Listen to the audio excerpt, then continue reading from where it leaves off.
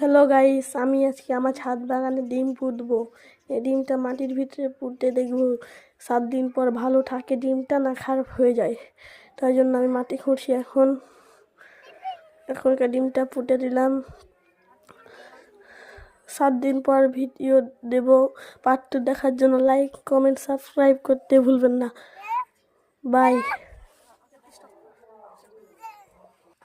Hello guys, আমি আজকে আমার ছাদ বাগানে ডিম পুঁতবো। এই ডিমটা মাটির ভিতরে পুঁতে দেখবো 7 দিন পর ভালো থাকে ডিমটা না খারাপ হয়ে যায়। তাই জন্য আমি মাটি খুঁড়ছি। এখনকার ডিমটা পুঁতে দিলাম। 7 দিন পর ভিডিও দেব।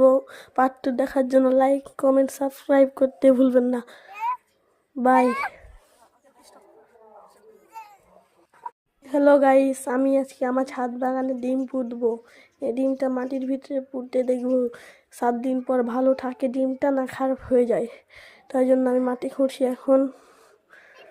এখনকার ডিমটা পুঁতে দিলাম। 7 দিন পর ভিডিও দেব। পার্ট 2 দেখার জন্য লাইক, কমেন্ট, সাবস্ক্রাইব করতে ভুলবেন না। বাই।